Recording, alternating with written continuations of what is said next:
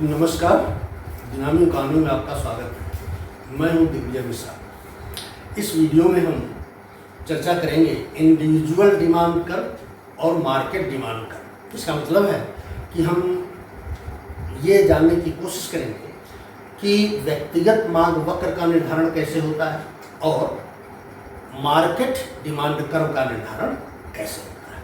तो सबसे पहली बात है कि इंडिविजुअल डिमांड कर्व होता क्या है।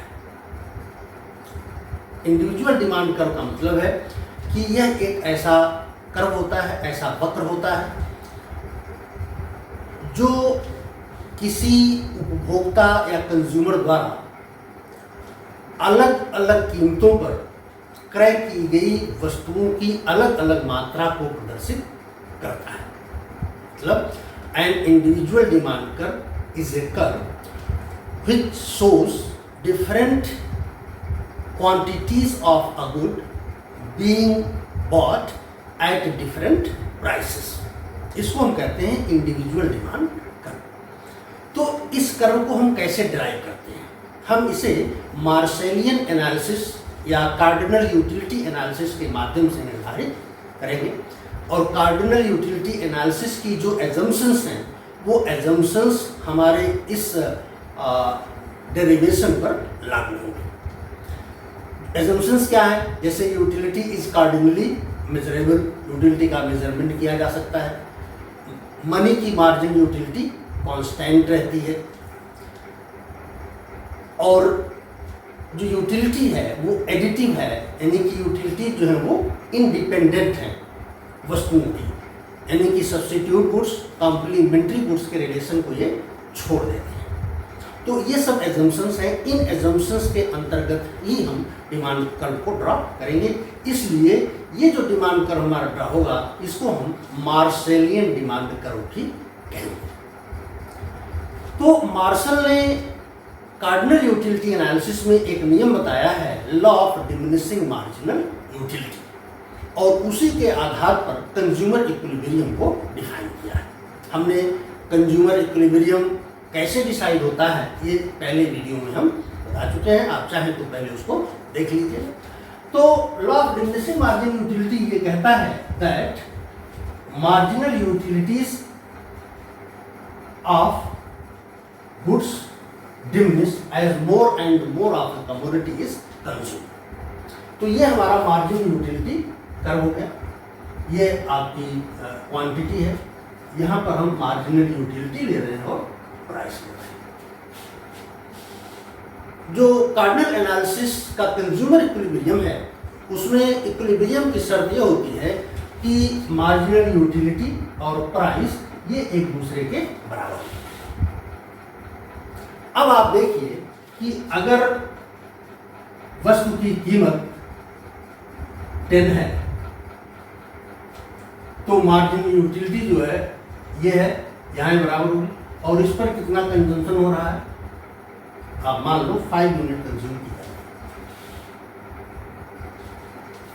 अगर वस्तु की कीमत 8 है तो मार्जिन यूटिलिटी यहाँ पर बराबर होगी प्राइस के, और यहाँ पर कितनी क्वांटिटी कंज्यूम की जा रही है ये मान लीजिए 7 है।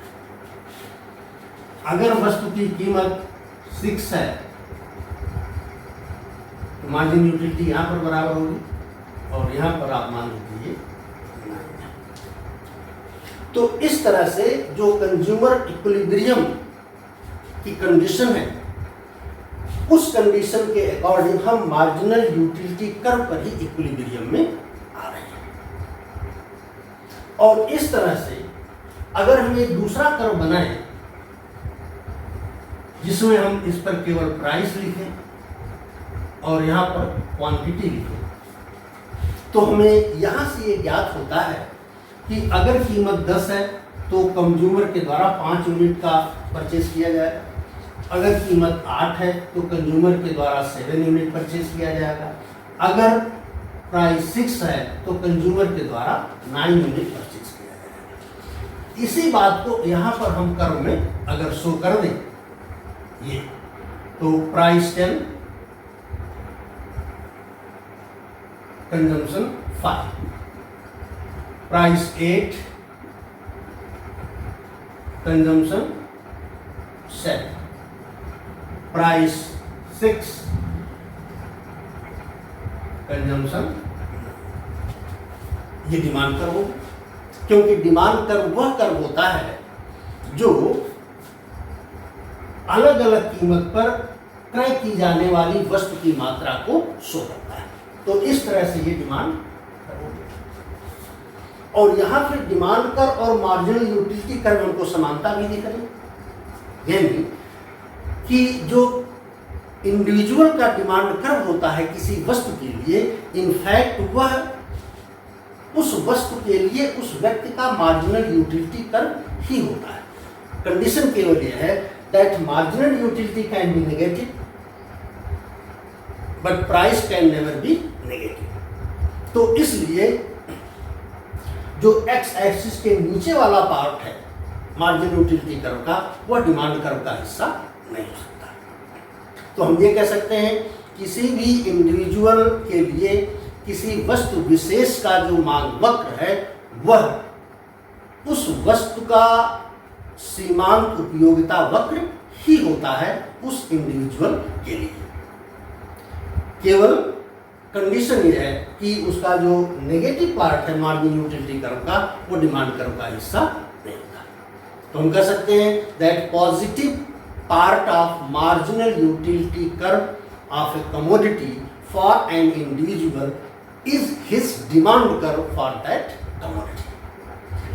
अब चूंकि according to law of diminishing marginal utility, marginal utility curve is negatively sloped, so demand curve is also negatively sloped. तो मार्शलियन एनालिसिस में हम ये कह सकते हैं कि डिमांड कर्व का ढाल ऋणात्मक इसलिए होता है क्योंकि मार्जिनल यूटिलिटी कर्व का ढाल ऋणात्मक होता है।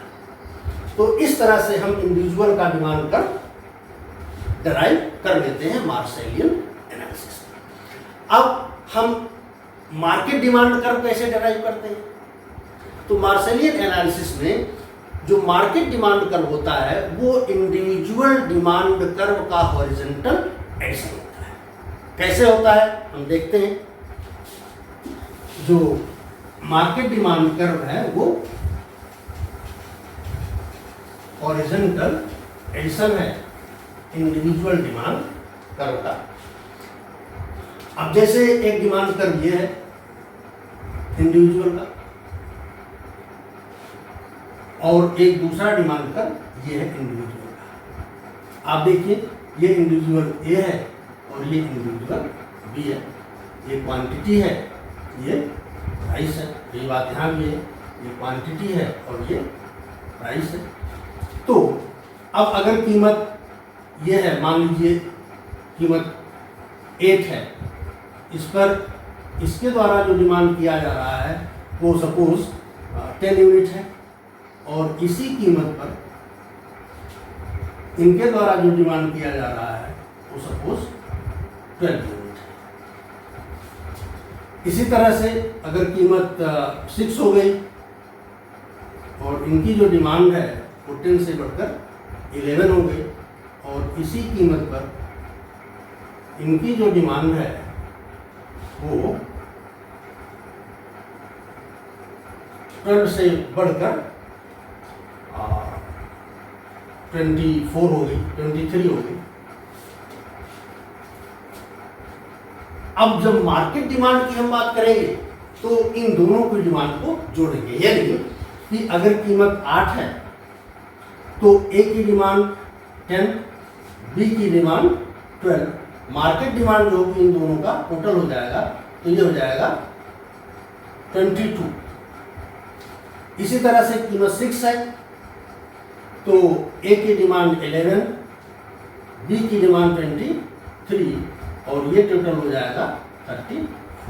अब हम इन कॉम्बिनेशंस को डायग्राम में प्लॉट कर देंगे। इसको हॉरिजॉन्टल एडिशन इसलिए कहा जा रहा है क्योंकि आप देखिए इनको हम जोड़ रहे हैं, ये 10, ये 12, ये 11, ये 23। इस तरह से हम जो अलग डायग्राम बनाएंगे, ये प्राइस, ये क्वांटिटी और ये 8 प्राइस, ये 6 प्राइस, 8 पर है ये 22 डिमांड है, 22 सपोज इट इज ये, और इस पर है 34 सपोज इट इज हियर ये, और इस तरह से हमने डिमांड कर्व ड्रा कर दिया। ये हो गया हमारा मार्केट डिमांड। 8 प्राइस है तो ये है 22, और ये 6 प्राइस है तो ये है 34।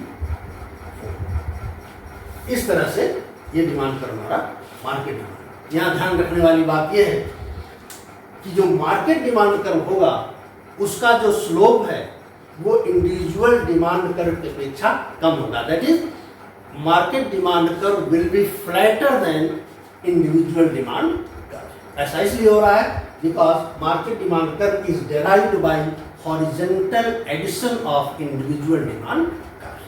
तो इसे हम मार्शेलियन डिमांड कर्व का नाम देते हैं, जो इंडिविजुअल डिमांड कर्व के माध्यम से हम ड्रा करते हैं। चूंकि individual demand curve negatively sloped ही होता है, इसलिए मार्केट डिमांड कर्व भी नेगेटिवली स्लोप्ड ही होता है। वीडियो पर अपनी राय दीजिए, वीडियो को लाइक करें, शेयर करें, सब्सक्राइब करें। वीडियो देखने के लिए आपका धन्यवाद।